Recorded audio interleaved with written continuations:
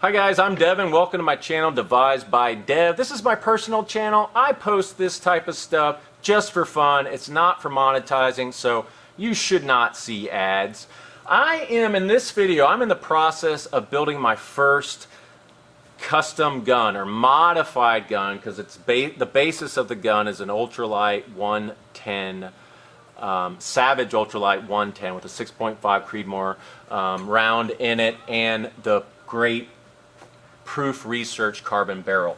So I'm trying my best to accuratize that, and in the process and teaching myself through others as much about accurizing rifles and what to do and what not to do. But the one subject that I have and I want to show you that I believe I have a really clear answer for is when you're lapping lugs on actions, can you totally F it up and screw up your headspace and make your gun unsafe and, you know, ruin it basically, so you have to take it to a gunsmith to readjust that headspace?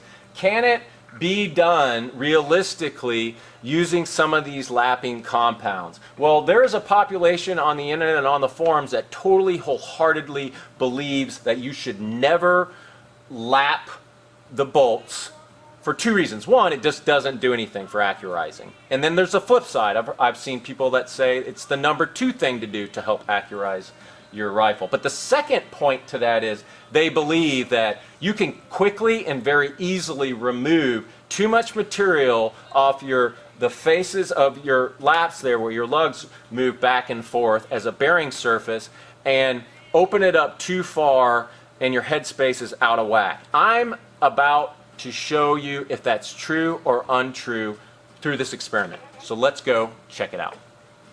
All right, just cleaning everything up. So let me talk through this as quickly as I can. So, experimental setup.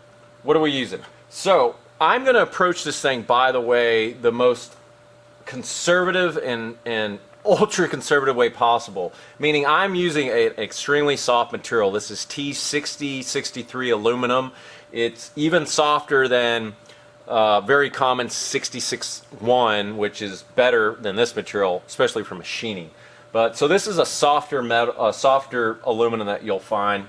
It's like stock that I got at Home Depot or something like that. So I'm going to use that, not hardened steel. Now, let's talk about the hardness just real quick.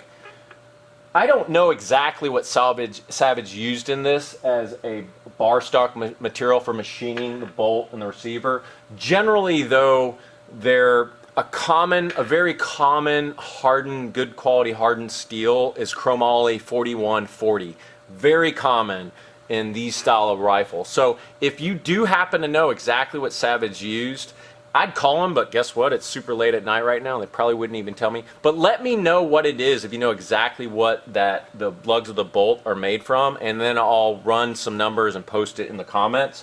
But instead, we're going to use this, the 6063. So this on the Rockwell C hardness scale is 43 HRC. That's just an abbreviation for the Rockwell C. This, in the same unit measure, is anywhere. Chromoly has all kinds of different series in them. Let's assume on the lower side of the 4140 series, which is generally it's above 200, 215 to 235. But for simplicity, let's call it 200 and let's call it 40. So this is 5 times softer. So 200 divided by 40 is 5. That's how I got that. 5 times softer. It's not even a realistic test to compare it to this, but it'll help prove my point in a high degree of confidence in my answer that I'll give you. Can lapping with lapping compounds screw up your action enough where you throw your headspace out of whack and create an unsafe condition for your gun? That's what I'm going to answer here shortly. So let's get to it. The other extreme is I'm using Wheeler 220 grit. 220 grit. Now I got this from this alignment and lapping kit from Wheeler. I am, by the way, going to post another video and I'll talk about this at the end of the video if you care to know about it. I am not going to show you how to lap a scope. That's been done. But anyway, so this is extreme. It's 220 grit. Typically, you would not be recommended to use this type of coarse grit for lapping your lugs. Most people generally on the internet, this is not a rule again, though usually you'll see people using 600 to 1,000. I saw a video, I think, with the president of Midway USA. He used a series of it, and I'm pretty sure that he started with 320, and I'm starting with 220. So there we go. I got a generous amount of that lapping compound. Last two things, a good IPA, good Texas IPA specifically. And thirdly, this outside caliper, which is accurate to 1/10,000th of a degree. So I'm going to try each time to measure from the exact location. I'm doing this visually, so it won't be exact, but honestly, it's not gonna. You'll see. You'll see. Just wait. All right. So, real quick, what I'm gonna do is mark the thousandths indicator, how you would read it as if you were a machinist. So it's the number under, not over the line. There you see it, the indicator below, and then actually I'll see if I can get this for you. I'm not going to do this next time because I don't want to waste your time on it, but if you can maybe focus on that and see it, it's the 7, and that's the 10,000th decimal point.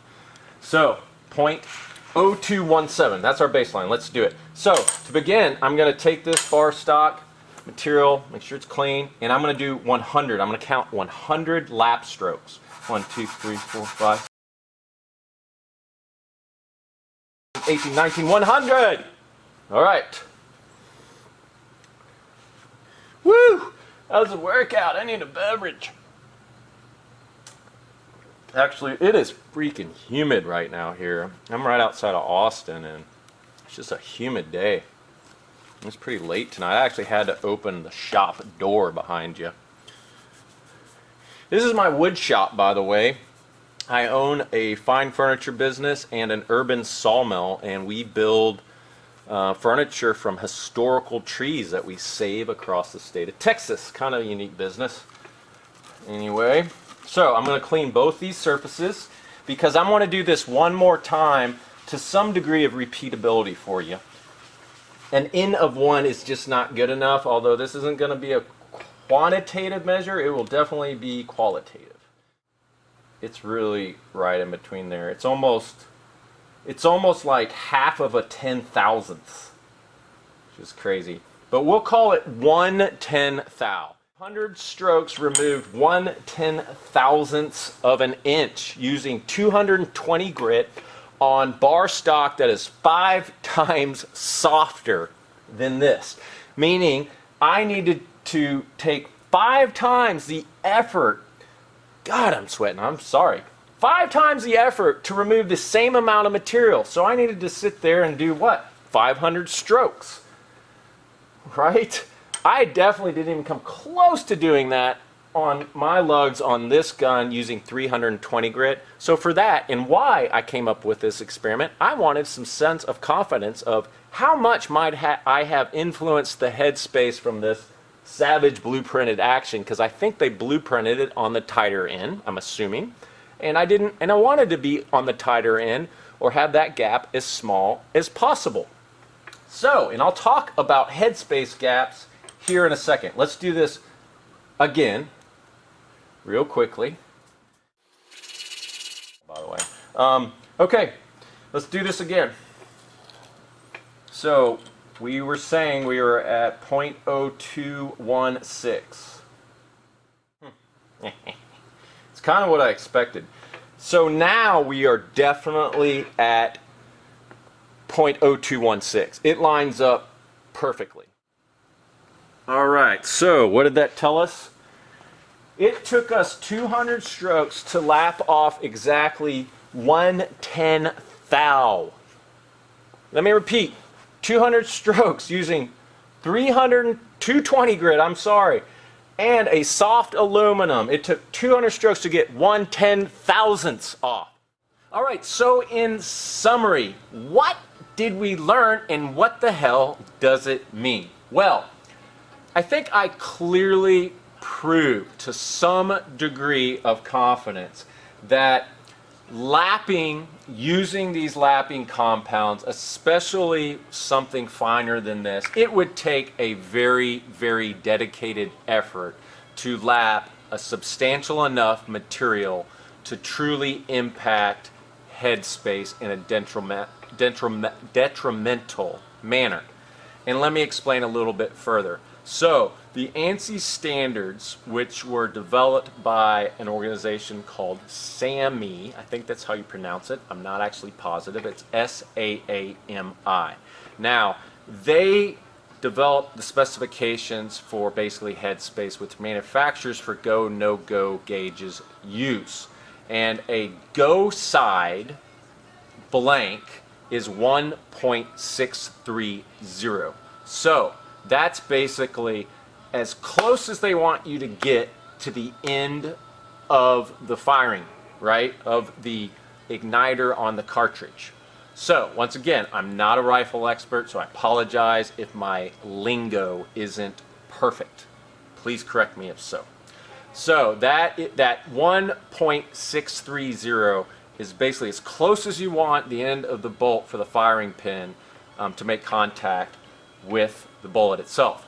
Now, they allow another 4 thou of a gap. So you can go another 4 thousandths back to make that gap even bigger to go, and that's the no-go. That's the 1.634. So anything beyond that, your bolt won't close if you have a no-go gauge in there. Now, technically, you can go beyond that and still have a safe gun, but it will impact your brass life. So you can actually go another 4 thousandths beyond and have a total gap of 8 thousandths. But once again, that's not ideal to go that far, because if you're a reloader, you will stress your brass, and instead of being able to reload, say, 8 times in the ideal zone, you may be able to only reload 2 or 3 times. But my point is this: to just take the effort off chromoly hardened steel. Now, this may not be true for some of the older guns that aren't built with hardened steel. I'm talking more modern guns. God, a bug just flew in my eye. I'm talking more modern guns with modern hardened steel material. That it is my opinion, based on this experiment, that really you'd have to be, plainly said, an idiot to lap off enough material to significantly impact your headspace. You would really have to work that action with a really coarse grit material hundreds and hundreds and hundreds and hundreds of time. I'm talking really thousands of movements. I would say what people are concerned about and say, hey, don't do it, you're going to remove too much material, is really closer to flat honing, right? Where you're moving much more material, or you're putting your action in a lathe.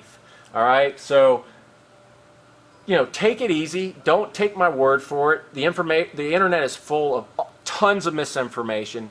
Do your research. Don't take 2 data points to validate that what someone is telling you is correct. My general rule of thumb is I'll do hours of research. I'll take 20 different data points that are consistent before I ensure that any jackass on YouTube is telling me the truth or actually know what they're talking about. And I may in fact be that guy, but I'm at least showing you some degree of evidence, even if it's in a qualitative manner. I'm not just pulling that out of my rear end.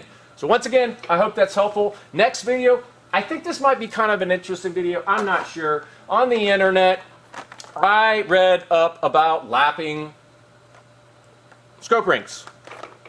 Mixed bag, again, much like the debate is much like the lags on actions. But also the other thing that I observed was a lot of guys would basically say, hey, if it was USA made or made in a quality country, unlike Japan, or I'm sorry, Japan. No, didn't. I love my Japanese.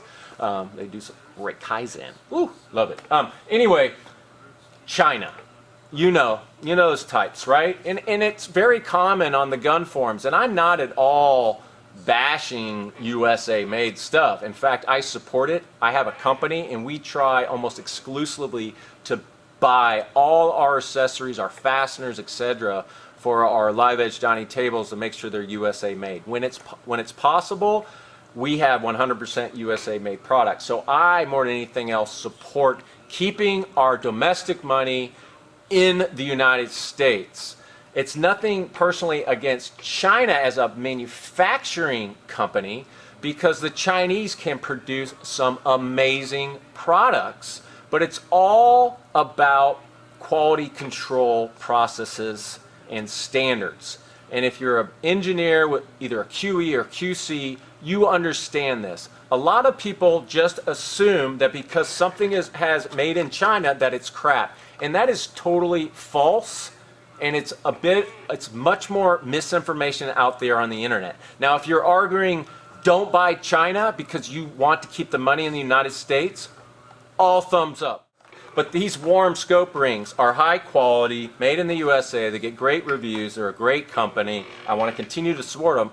But I'm curious, is it true that, quote, higher quality scopes don't need to be lapped? Well, I'm going to prove that to you one way or the other based on these particular scope rings. So maybe that would be insightful too, and then we'll just take it from there. Over and out.